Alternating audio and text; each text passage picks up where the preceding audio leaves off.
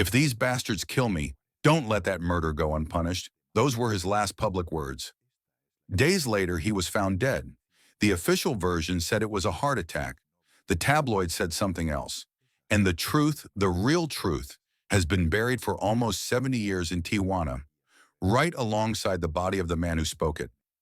His name was Miguel Inclán, the most hated villain in Mexican cinema, the man who, on screen, beat the paralyzed mother of Pedro Infante, the blind pedophile who caused an international scandal so massive they tried to expel his director from Mexico, the mute killer who didn't say a single word in an entire film and still stole every scene. But he was also Benito Juarez, the most revered president in the history of Mexico. He was also the noblest, most love-struck police officer in cabaret cinema. He was also Cochise, the legendary Apache leader, in a Hollywood film alongside John Wayne and Henry Fonda. The same face, the same eyes, the same presence capable of conveying infinite kindness or absolute evil. And a death no one has ever been able to explain. This is the investigation the film industry preferred to forget for decades, the story no documentary has ever told in full. The secret an acting family has guarded for generations. Today, you're going to discover 4 things that change everything you think you know about the golden age of Mexican cinema. First, the exact statement Miguel Inclán gave to a journalist just days before his death, where he named the men he wanted to pay if anything happened to him. A chilling confession printed in a weekly newspaper of the time, and almost no one remembers it. Second, the scene the film crew themselves tried to sabotage, so disturbing that the hairstylist quit in the middle of shooting. The screenwriter demanded his name be removed from the credits, and Diego Rivera's wife screamed miserable at the director during the premiere. Third, the secret behind the Inclán dynasty, connecting the most feared villain of classic Mexican cinema with the most beloved icon of Mexican raunchy comedy. A family tree that includes El Mofles, El Chofero, and Jaimito the Mailman from El Chavo del Ocho. And fourth, what really happened in Tijuana in July of 1956, when the man who had portrayed the most despicable characters in Mexican cinema decided to confront the real villains of real life and paid for it with his life. I'll warn you when each of these revelations arrives. If you leave before the end, you'll miss the part they've tried hardest to erase from the history of Mexican cinema. Get ready, because this story begins inside a traveling theater tent at the end of the 19th century, in a Mexico that still didn't know cinema, where entertainment arrived on horseback, in wagons loaded with costumes and backdrops. Miguel Inclán Garcia led a troupe of actors who traveled from town to town across the country, from Oaxaca to Sonora, from Veracruz to Chihuahua, spending entire months on the road, sleeping wherever night caught them, eating whatever they could afford. They didn't have elegant theaters with velvet seats. They didn't have refined audiences applauding in white gloves. They had patched-up tents, stages made of rotting boards, and the hunger to make people laugh and cry, anyone willing to pay a few coins just to escape reality. And inside that traveling company, behind improvised curtains and inherited costumes, his son was born. He was also named Miguel. Miguel Inclán Delgado. December 12, 1897 in Mexico City. From the moment he could walk, the child was already on stage. There was no daycare for the children of traveling actors. The stage was his cradle, applause his lullaby, and the characters in the plays his playmates. By 5, he already had small roles. By 8, he was directing comic sketches for the audience waiting between acts. By 12, he was writing his own scripts, based on what he saw in the streets. Stories of drunks, lovers, hustlers who tricked the rich. Traveling theater was his school. He had no other. While other children learned to read at wooden desks, he learned to project his voice over the noise of the street. While others memorized multiplication tables, he memorized the gestures that made strangers laugh or cry. And the face genetics gave him would be both a blessing and a curse. Miguel Inclán had a face you never forgot, hard features, as if carved from stone, deep eyes that could convey heartbreaking tenderness or bone-chilling evil with a single blink, a square jaw, a physical presence that filled any space no matter how large. The kind of face directors search for their entire lives, and the kind actors hate to have, because it brands them forever. His sister Lupe chose comedy. She had a gift for making people laugh, playing comic maids, nosy neighbors, meddling mothers. She would make Mexico laugh for decades in dozens of Golden Age films. Miguel chose another path, or maybe the path chose him. He would make Mexico tremble. And when the tents began to gain popularity in the central neighborhoods of Mexico City, when traveling theater put down roots in places like Tepito and La Lagunilla, the Inclán siblings were there on the front line of this new popular entertainment. In that same circuit, a skinny, awkward young man was inventing a character that would change Mexican comedy forever. A character who spoke in tangled phrases, confused words, and made people laugh without anyone knowing exactly why. Yes, Miguel Inclán and Mario Moreno worked together in the Carpas before Cantinflas existed, before either of them was famous, before cinema discovered them and turned them into legends. They were colleagues in the oldest art in the world, making people feel something, anything. Laughter, tears, fear, hope, anything but indifference. But their paths would diverge. Mario Moreno became Cantinflas. He would make Mexico, Latin America, and the entire world laugh for decades. He would win a Golden Globe, act in Hollywood, and become the most beloved Spanish-speaking comedian of all time. Miguel Inclán would take the opposite road. He wouldn't make people laugh. He would make them hate. And the hate he provoked on screen was so real, so visceral, so deep that people in the street confused him with his characters. They shouted insults at him in markets, glared at him on streetcars, believed the man who beat elderly women on screen was capable of doing it in real life. But before reaching that point, there was cinema. Mexico was changing. Sound film had arrived a decade earlier, and the industry was growing at a breakneck pace. Studios needed actors, many actors, and they looked for them where they'd always been, in the Carpas, in review theater, on popular stages.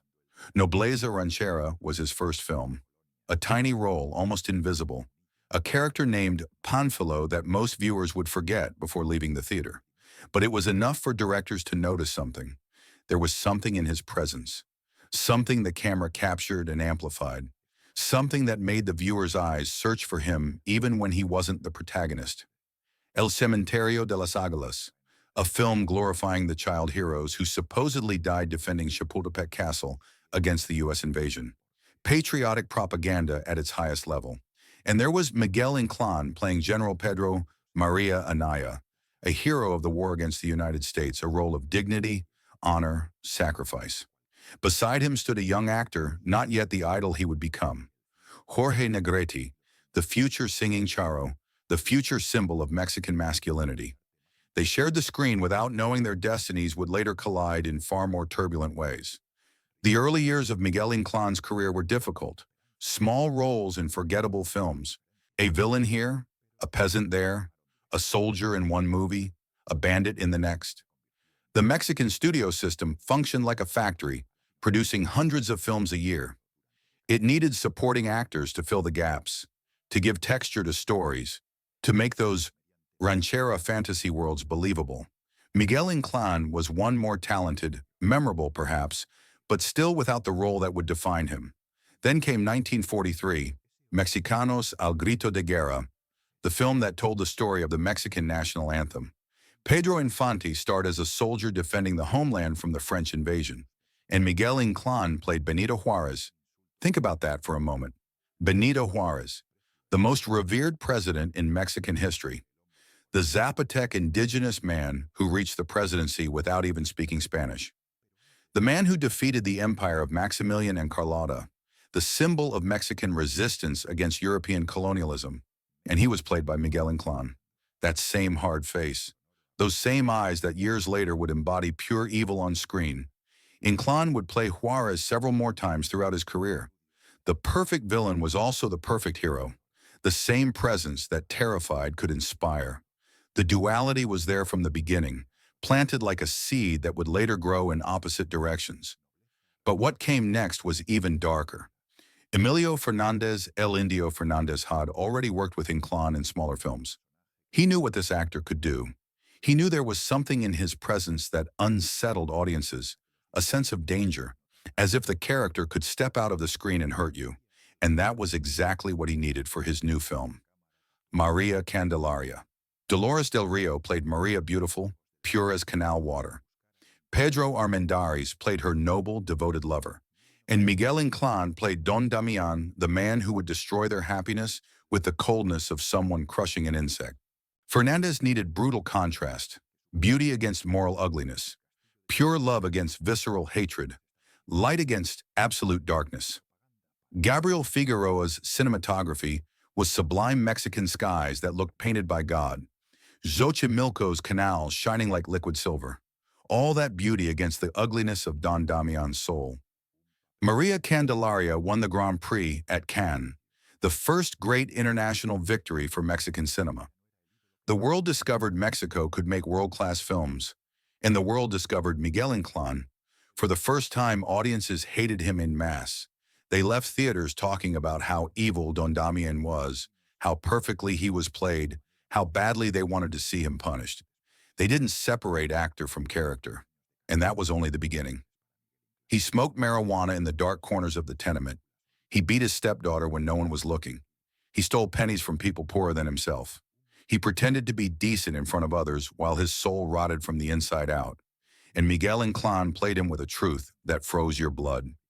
His hoarse, alcohol-soaked voice when he was high. His glassy eyes staring with contempt at everyone around him. His body hunched by guilt and addiction. Every gesture, every word, every breath transmitted moral decay.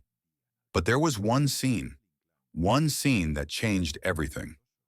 Don Pilar steals money from Pepe El Toro's house, 400 pesos the protagonist desperately needs for his business.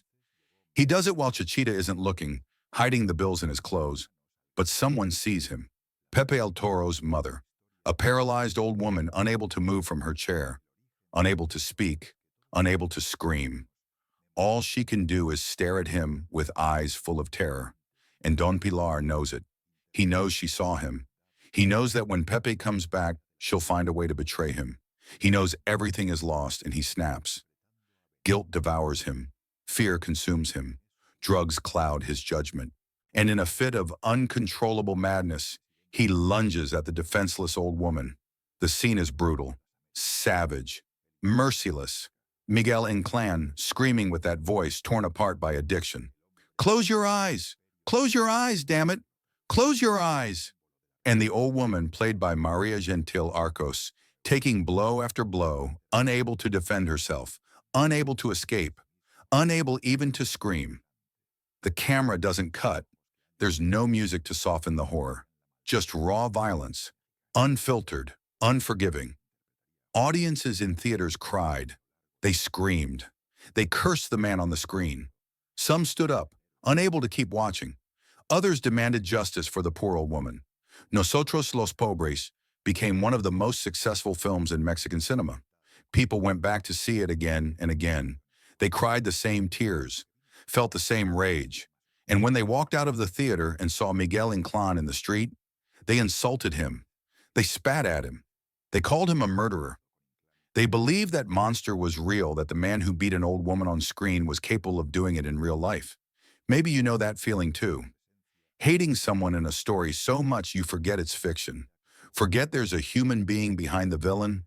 Forget that the actor who made you shake with rage goes home like anyone else, with his own pain, his own struggles, his own humanity. Miguel Inclán lived with that hatred for the rest of his life. He carried Don Pilar like an invisible cross. Every time he walked down the street, he felt the looks of contempt. The perfect villain, so perfect he destroyed the life of the man who played him. But what came next was worse.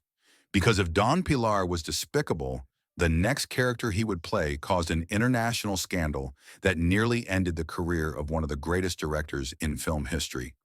Here comes the second revelation, the scene the film crew themselves tried to sabotage. The movie that almost destroyed Luis Buñuel's career, and the most disturbing character Miguel Inclán ever played. Luis Buñuel had spent 3 years in Mexico without making a personal film.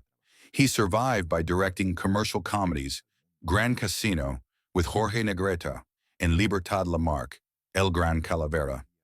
Box office successes that earned him credibility with producers. But Buñuel had a vision, a film no one else dared to make. He wanted to show the abandoned children of Mexico City, the forgotten ones.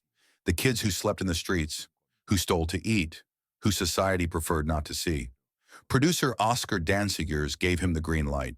He trusted Buñuel. He had no idea what the Spaniard had in mind. Los Olvidados, a film with no heroes, no redemption, no hope. Children who beat blind men to rob them. Children who kill other children. Mothers who reject their own sons. A system that abandons the most vulnerable. And at the center of it all, a character that represented everything Mexico didn't want to see about itself. Don Carmelo, a blind man, a beggar, a street healer selling fake remedies to the desperate, and something darker still. Don Carmelo was lecherous, resentful, vengeful, and obsessed with Mesha, a 13-year-old girl played by Alma Delia Fuentes. Miguel Inclán accepted the role. Maybe he didn't fully know what Buñuel had in mind. Maybe he did and didn't care. Actors of his generation didn't question directors. They did what they were told. And what Buñuel asked him to do was play a pedophile. The scenes are disturbing even today. Don Carmelo offering candy to the girl, touching her under the excuse of his blindness, whispering sweet words while his hands search where they shouldn't. "Pity me, pity this poor defenseless blind man," he says in a pleading voice, and seconds later tries to grope a child. The crew didn't understand why Buñuel insisted on filming those lewd advances. It was too much, too real, too disturbing. The hairstylist quit in the middle of production, saying she couldn't keep working on such a sick film. The costume designer protested during the scene where Estela Inda, playing a mother, rejects her own child, saying no Mexican mother could be capable of such infamy. She didn't understand that this was exactly Buñuel's point. Pedro de Ordimalas, one of the most respected screenwriters in Mexican cinema, asked for his name to be removed from the credits. He didn't want to be associated with that story, didn't want his name next to those images. But Buñuel pushed forward. He finished the film. He released it. And the scandal was total. November 1950, Cine Mexico, in the Roma neighborhood, the premiere of Los Olvidados. Mexico's cultural elite was there. Writers, painters, directors, actors, waiting to see Buñuel's new film. What they saw horrified them. Children beating blind men, teenagers killing in cold blood, mothers rejecting their children, a blind man groping girls, dead chickens stoned in the street, bodies dumped in trash heaps, no redemption, no hope, no happy ending. Members of Mexico's high society stormed out before the screening ended. Some couldn't even make it halfway through. They called it an insult to Mexico, said it showed a reality that didn't exist, that it betrayed the country that had welcomed the Spaniard with open arms. Lupe Marin, Diego Rivera's wife, screamed at Buñuel in the lobby, calling him a miserable man who had defamed Mexico before the world. Berta Gamboa, wife of poet Leon Felipe, joined the insults. The Mexican intellectual world, those who should have understood Buñuel's message, rejected him with fury. Jorge Negrete, the singing charro, the ultimate idol of Mexican cinema, publicly fought with Buñuel. He said the film was degrading, abusive to children, a false image of the country. There were movements to expel Buñuel from Mexico, an outsider daring to criticize the nation that had given him refuge. Los Olvidados lasted less than a week in theaters. It was pulled under social pressure, and then something unexpected happened. The Cannes Film Festival selected the movie. International critics saw what Mexicans refused to see, a masterpiece, a historical social document, a brave denunciation of injustices no country wants to admit. Luis Buñuel won Best Director. Suddenly, the film Mexico had rejected was being celebrated worldwide. The same critics who destroyed it had to swallow their words. Los Olvidados won 11 Ariel Awards. Decades later, UNESCO declared it part of the memory of the world. And at the center of it all was Miguel Inclán. Don Carmelo delivering one of the most chilling lines in Mexican cinema. When he hears the gunshots that kill El Jaibo, he smiles and says, "They'll keep falling, one by one. I wish they'd all been killed before they were born." Think about that contrast. The same man who played Benito Juarez, the father of the nation wishing children dead before birth. Critics analyzed Don Carmelo for decades. They said he represented the blindness of the Mexican government, A man who cannot see physically, symbolizing institutions that refuse to see the forgotten. His walking stick was useless social programs that solved nothing. Buñuel created a masterpiece. Miguel Inclán gave one of the most memorable performances in Latin American cinema, and he wasn't even nominated for an award. 76 films, 2 Cannes winners, work with the greatest directors of his era, and never a prize, never a nomination, never formal recognition. Remember that detail. It matters for what comes next. Because Miguel Inclán's career was at its peak. Hollywood wanted him. Mexico's greatest directors sought him out. Every villain he played became legend. And then he decided to prove he could do something completely different. Salon Mexico, Emilio Fernandez was preparing a film about the legendary dance hall that inspired Aaron Copland's music. He needed the perfect cast. Marga Lopez as Mercedes, a prostitute working to pay for her younger sister's education. Rodolfo Acosta as Paco, her ruthless pimp. And for the third corner of that triangle, Fernandez needed something else, someone noble, good, a source of hope amid the misery. He called Miguel Inclán the most hated villain in Mexican cinema, to play the kindest man in the film. Lupe Lopez was a neighborhood cop, 20 years stationed at the same intersection, guarding the entrance to Salon Mexico. 20 years watching women sell companionship for coins, and secretly in love with Mercedes. He protected her from the shadows, defended her from her pimp, offered her a love she couldn't accept because she felt dirty, because she believed she didn't deserve a good man. Miguel Inclán transformed himself. The same eyes that had radiated evil now conveyed infinite tenderness. The same hard face now showed vulnerability. Lupe Lopez's lines became famous. People repeated them in the streets, just as they once repeated Don Pilar's screams, but for the opposite reason. Honestly, every day I understand the world less. You're pure gold, and gold has value wherever it is, even in the trash. Same actor, same face, a tenderness the public had never seen in him. He proved he could do anything, hero or villain, saint or demon, noble or despicable. Maybe you felt that too. Being judged for something you did years ago, for a mistake made when you were young, for a decision taken in a moment of weakness, having people remember your worst moment and forget everything else, carrying a label you can't shake, no matter how many times you prove you're more than that. Miguel Inclán proved he was more than the villain. He showed tenderness, vulnerability, humanity. But the audience kept remembering Don Pilar, kept remembering the blind man from Los Olvidados, kept seeing monsters where there was a human being. And when they saw him in the street, they didn't see Lupe Lopez, the loving cop. They saw the monster. And now the third revelation. This one may be the most surprising of all, because it connects the most feared villain of classic Mexican cinema with the raunchiest comedy of Mexican film. The Inclán family didn't end with Miguel. You remember his sister Lupe, the one who chose comedy, who made people laugh instead of tremble. Lupe Inclán had a prolific career, dozens of films, always in supporting roles, always as the woman of the people, the nosy neighbor, the clueless mother. She worked with Jorge Negrete, Pedro Infante, Tintin. She appeared in Maria Candelaria alongside her brother. Lupe had daughters. One of them was Gloria Alicia Inclán Singer, actress who formed a musical duo with her sister Elena. They performed in tents, theaters, radio shows, continuing the family tradition. Gloria Alicia married a tap dancer from the Carpas, Alfonso Jimenez, known as El Kilometro, and they had a son, Rafael Inclán. You know that name. You've seen him in dozens of films. He's made you laugh more times than you can count. Rafael Inclán, El Mofles, the king of double entendre, the absolute icon of Mexican cine de ficheras. El sexo me da risa, La pulquería, El día del compadre. Dozens of films that defined a genre and made Mexico laugh for decades. Rafael Inclán is Miguel Inclán's great-nephew, the most hated villain of classic cinema and the most beloved comedian of Mexican raunchy comedy connected by blood. United by a family tradition that began in 19th century Carpas. But there's more. Lupe Inclán had another daughter, Lili Inclán, also an actress. She married a comedian with a permanently confused face, a ridiculous mustache, and a way of saying everything backwards.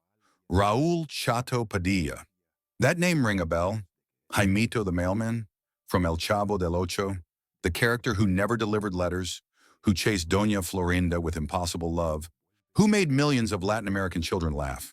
Their son was Raúl Padilla Jr. El Choforo, another comedian, another link in the chain, and Alfonso Zayas, another giant of cine de ficheras, was also Rafael Inclán's cousin. Think about that.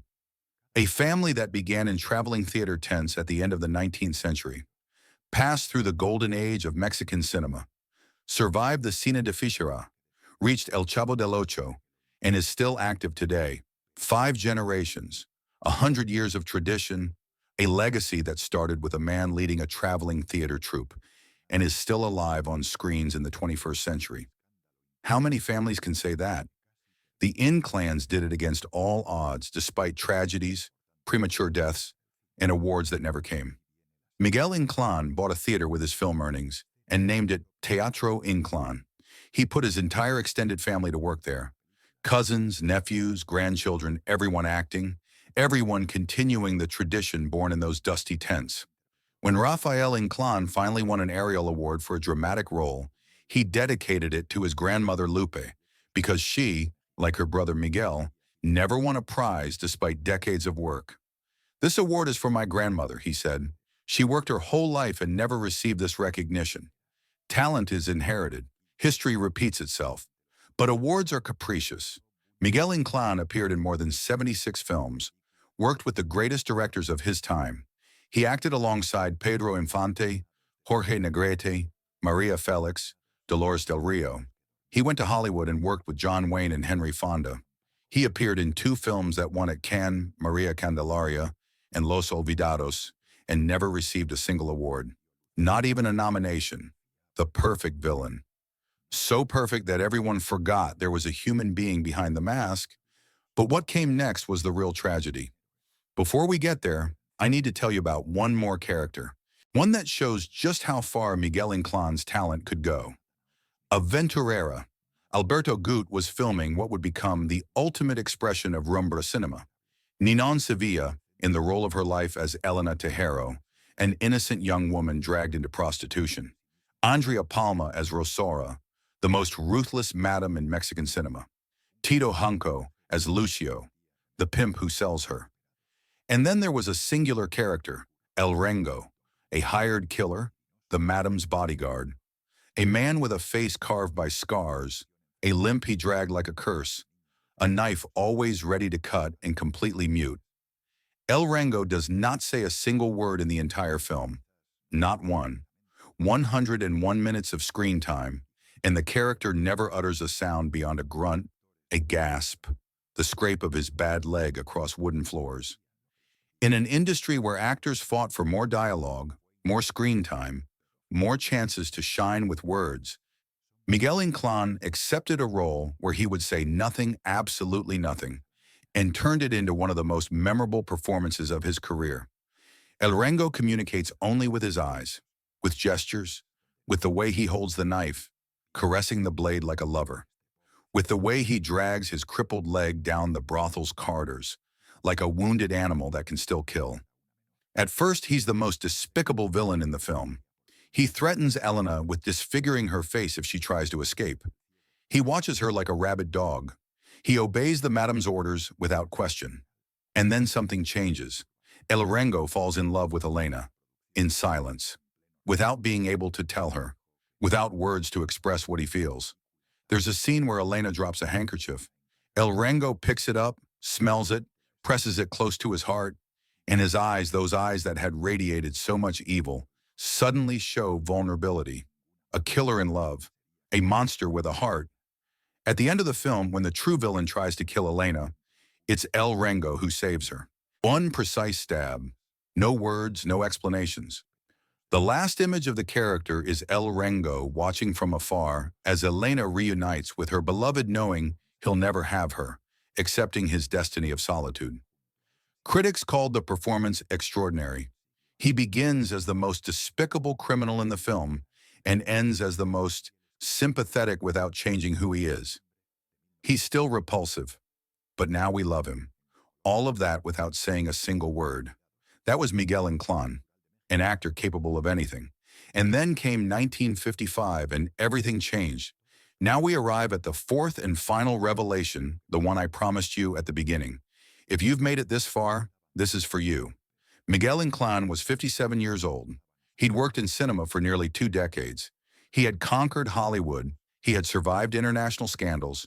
He had played heroes and villains with equal mastery. And then he was offered something different. The National Actors Association needed a representative in Tijuana, a delegate to defend the union's interests at the border, someone respected, experienced, someone who wouldn't be intimidated. Miguel Inclán accepted. Maybe he was tired of being confused with his characters. Maybe he wanted to do something real, something that mattered beyond the screen. Maybe he just wanted a change after so many years of playing monsters.